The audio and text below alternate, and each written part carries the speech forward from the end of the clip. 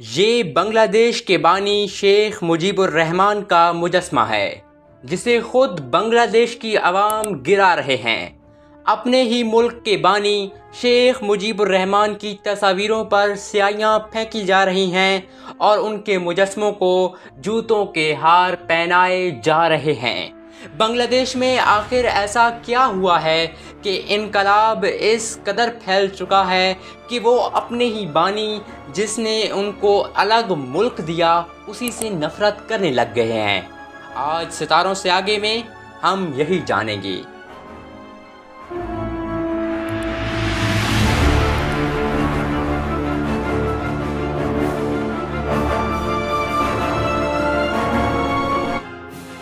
یوں تو بنگلہ دیش میں انقلاب کی کہانی پرانی ہے، مگر موجودہ فسادات کا آغاز 5 جون 2024 کو تب ہوتا ہے جب ڈھاکہ ہائی کورٹ ایک فیصلہ دیتی ہے۔ اس فیصلے کے مطابق بنگلہ دیش میں ملازمتوں کے لیے ایک کوٹا رکھا جائے گا اور اس کوٹے کے تحت بنگلہ دیش میں 30% ملازمتیں ان لوگوں کو ملیں گی جنہوں نے 1971 کی جنگ میں پاکستان کے خلاف جنگ لڑی تھی اور پھر بنگلہ دیش کو آزادی ملی تھی۔ اب ہائی کورٹ یہ فیصلہ دیتی ہے تو پورے ملک میں فسادات پھوٹ پڑتے ہیں۔ بہت سے اسٹوڈنٹس جو یونیورسٹیوں اور کالجوں میں پڑھ رہے تھے وہ سڑکوں پر آ جاتے ہیں کیونکہ انہیں اپنا مستقبل تاریک نظر آنے لگا تھا۔ بنگلہ دیش جہاں پہلے ہی بے روزگاری بڑا مسئلہ بن چکی تھی، وہاں پر طلباء اب اس فکر میں لگ گئے تھے کہ اگر یہ کوٹا سسٹم آ جاتا ہے تو ان کا کیا بنے گا۔ اس وقت بنگلہ دیش میں کوئی بھی عملی پارٹی نہیں تھی جو کہ یہ اپوزیشن کر سکے۔ جماعت اسلامی کے کارکنان اور لیڈران جیلوں میں تھے اور BNP کی سابق وزیر اعظم خالدہ ضیاء بھی جیل میں سزا کاٹ رہی تھیں۔ ایسے میں حسینہ واجد چوتھی بار وزیر اعظم بھی بن چکی تھیں اور اسی جنوری میں انہوں نے انتخابات جیتے تھے۔ اگرچہ ان انتخابات کو دھاندلی زدہ قرار دیا گیا لیکن وہ مسلسل چوتھی بار وزیر اعظم بننے میں کامیاب ہو چکی تھیں۔ اب لوگ جب سڑکوں پر نکلتے ہیں تو وہ پرامن تھے اور ان کا مطالبہ تھا کہ کوٹا سسٹم کو واپس لیا جائے اور سپریم کورٹ اس فیصلے کو سسپینڈ بھی کر دیتی ہے۔ مگر اسی دوران کچھ ایسا ہوتا ہے کہ جو اس سب کو ایک آگ میں بدل دیتا ہے۔ ہوا یوں کہ بنگلہ دیش کی وزیر اعظم شیخ حسینہ کے زیر نگرانی میں بنگلہ دیش کے مظاہرین پر فائر کھول دیا جاتا ہے۔ پولیس اور ملک کی باقی فورسز مظاہرین پر سیدھا فائر کرتی ہیں اور ڈھاکہ میں لوگ مرنا شروع ہو جاتے ہیں۔ وہ اسٹوڈنٹ جو بنگلہ دیش کا فیوچر ہونے والے تھے، انہی کی حکومت انہی کے ٹیکس کے پیسوں سے انہی کو مار رہی تھی۔ سیدھا بنگلہ دیش کے اسٹوڈنٹس کو جب فائر لگنا شروع ہوئے تو بنگلہ دیش کی حکومت نے جلتی پر تیل کا کام کیا اور ملک میں تمام T V channels, social media بند کر کے رکھ دیا۔ ملک میں انٹرنیٹ کی رسائی نہیں تھی اور ایسے میں پورا ملک بند ہو چکا تھا۔ اس بندش کی وجہ سے بنگلہ دیش کو $2 بلین کا نقصان بھی ہو چکا ہے۔ اب بنگلہ دیش میں احتجاج ہو رہے تھے اور لوگ مر رہے تھے۔ حکومت تو کہتی ہے کہ 200 لوگ مرے، مگر رپورٹس کے مطابق ان کی تعداد ہزاروں میں ہو سکتی ہے کیونکہ بہت سے لوگ تو ایسے ہیں جو رپورٹ ہی نہیں ہوئے مگر ان کو پولیس اور باقی فورسز نے نشانہ بنایا۔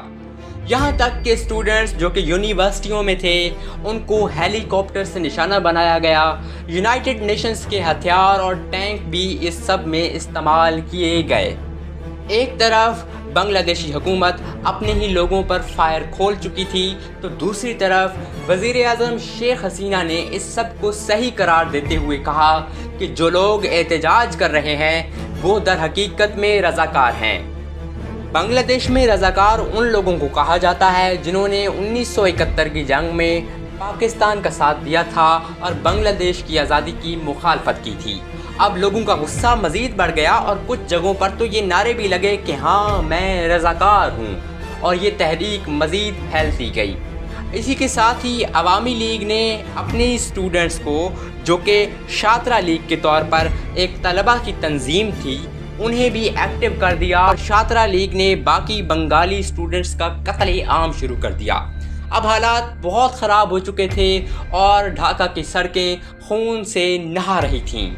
ऐसे में बांग्लादेश की सुप्रीम कोर्ट फैसला देती है कि कोटा सिस्टम को वापस लिया जा रहा है। सुप्रीम कोर्ट के फैसले के बाद मुजाहिरीन ठंडे हो गए और मुल्क में इंटरनेट भी बहाल हो गया। मगर जैसे ही मुजाहिरीन ठंडे हुए और इंटरनेट बहाल हुआ तो लोगों ने देखा कि किस तरह से बांग्लादेशी हुकूमत ने अपने ही लोगों का कत्लेआम किया। अब वो लोग जो कि हुकूमत के ख़िलाफ़ बोल रहे थे उनके ख़िलाफ़ क्रैकडाउन शुरू कर दिया गया, लोगों को उठाना शुरू कर दिया गया, पुलिस ने गिरफ्तारियां शुरू कर दी। तो लोग मज़ीद सड़कों पर निकल आए और यहाँ तक निकले कि लाखों लोग सड़कों पर थे और उनका अब एक ही मुतालबा था कि वज़ीर आज़म शेख हसीना वाजिद इस्तीफ़ा दें और घर जाएं और बांग्लादेशी अवाम को इस हुकूमत से निजात दें। मगर शेख हसीना इस सब को मानने को तैयार ही नहीं थी। वो तो अपनी गलती तस्लीम ही नहीं कर रही थी और वो कह रही थी कि ये गद्दार हैं और इनके खिलाफ कार्रवाई होगी। जब बांग्लादेशी आर्मी ने देखा कि हालात अब आउट ऑफ कंट्रोल हो चुके हैं तो बांग्लादेशी आर्मी ने शेख हसीना को 45 मिनट का अल्टीमेटम दिया कि आपके पास 45 मिनट हैं, आप हुकूमत छोड़ें, इस्तीफ़ा दें और मुल्क से रवाना हो जाएं, वरना आवाम आपके वज़ीर आज़म हाउस तक पहुंचती ही है। और शेख हसीना ने ऐसा ही किया। वो हेलीकॉप्टर पर सवार हुई और इंडिया रवाना हो गई। इसी के साथ ही उन्होंने इस्तीफ़ा दे दिया। अब हालात ये हैं कि बांग्लादेश के आर्मी चीफ ने ऐलान किया है कि वो बांग्लादेश में एक आर्जी हुकूमत कायम करेंगे और अब पार्लियामेंट भी तहलील हो चुकी है और स्टूडेंट्स की जीत हो चुकी है। बांग्लादेश में ये एक अवामी इनकलाब है और इसमें किसी को भी शक नहीं है। यही नहीं, बांग्लादेश की साबिक वज़ीर आज़म और शेख हसीना के मद्दे मुकाबिल रहने वाली खालिदा ज़िया को भी अब रिहा कर दिया गया है। ऐसे हालात में अब बांग्लादेशी अवाम जश्न मना रही है। वो वज़ीर आज़म हाउस घुस गए और उन्होंने शेख हसीना के कमरे में लेट कर आराम किया, वहाँ से चीज़ें उठाईं और राहत और सुकून का सांस लिया। अब देखना ये है कि आने वाली हुकूमत क्या बांग्लादेशी अवाम की उम्मीदों पर पूरा उतर पाएगी या नहीं।